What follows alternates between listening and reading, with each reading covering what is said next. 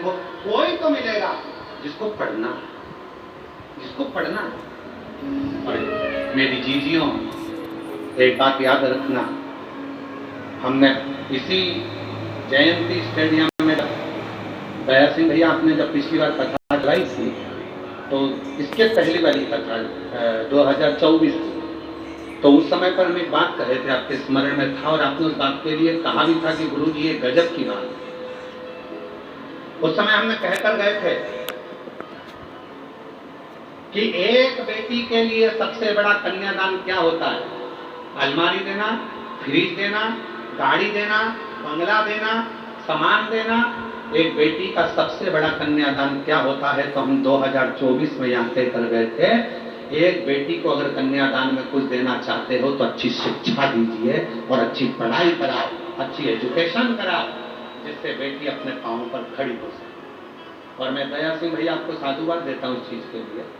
हमारे दया भैया ने भी कई बच्चियों को, जैसे सीहोर में कुबेरेश्वर धाम पर जो बच्चों की पढ़ाई कराई जाती है, लगभग 1000-2000 बच्चे सीहोर कुबेरेश्वर के धाम से आप लोग जो सहयोग देते हो उससे बच्चे बच्चियां पढ़ते हैं। उसमें दया सिंह भैया का भी बहुत बड़ा योगदान है। एक बार जोरदार ताली बजाने से दया सिंह भैया साधुता है।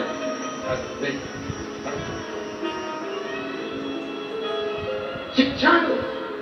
सबसे बड़ा कन्यादान क्या है? सोने की अंगूठी नहीं, जेवर नहीं, ये सब अपनी जगह पर, गाड़ी अपनी जगह पर, बंगला अपनी जगह पर। कन्यादान में तुमने ये दिया, कन्यादान में वो दिया, 1000 आदमी को भोजन कराया, रिसेप्शन कराया, 50 आदमी का, 500 आदमी का, 100 आदमी का, हमने रिटर्न गिफ्ट ये दिया, हमारी बहन आई थी तो हमने ये दिया। ये सब बात की बात है, पर सबसे बड़ा दान अगर कुछ है तो शिक्षा दान है, जो अपनी बेटियों को, अपने बच्चों को अच्छी शिक्षा दी, अच्छा एजुकेशन दीजिए, अच्छा कॉलेज दीजिए, अच्छी पढ़ाई कराइए।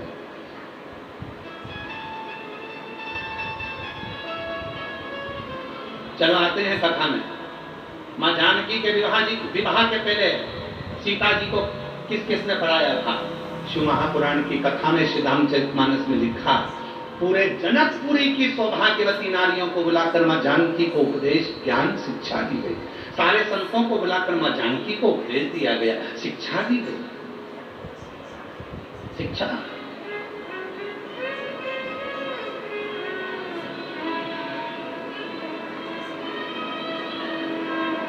पार्वती मैया का विवाह हुआ, उसके पहले जब पार्वती जी की माता मेनावती को मालूम पड़ा कि पार्वती का विवाह शिव जी के साथ हो रहा है, वो तो नगरवेशाली और भूत प्रेत साथ में चलते हैं, उनके साथ बेटी कैसे भी? तो भगवान हिमालय राज ने सबसे पहले शिक्षा अध्ययन करवाई अपनी धर्म पत्नी मेनावती को।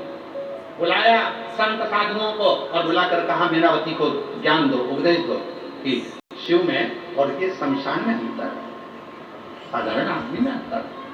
फिर पार्वती जी को समझाया। पार्वती जी को किसने उपदेश दिया था? किसने? कौन?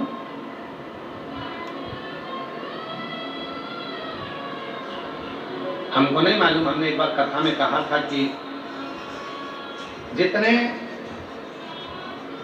जितने गांव हैं, जितने शहर हैं, हर गांव शहर में, अपने मोहल्ले में 4-5 माताओं को इकट्ठा होना चाहिए और एक जगह पर बैठकर शिव चर्चा करना चाहिए।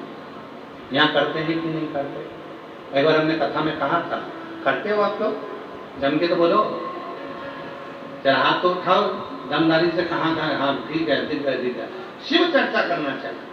थोड़ी देर 5-6 माताएं बैठ गई, श्री शिवाय नमस्तुभ्याम का जप करा। पड़ोसन की निंदा नहीं, अड़ोसन पड़ोसन पीछे वाली धड़ोसन क्या कर रही है अपने को मतलब नहीं, अपने को तो शिव चर्चा करनी।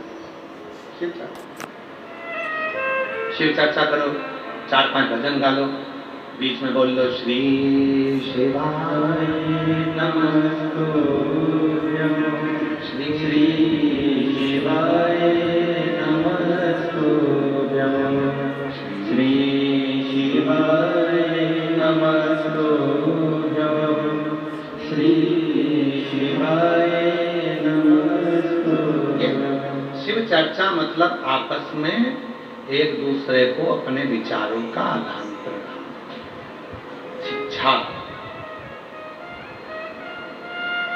शिव चर्चा में गुरु कौन होता है मालूम है आपको?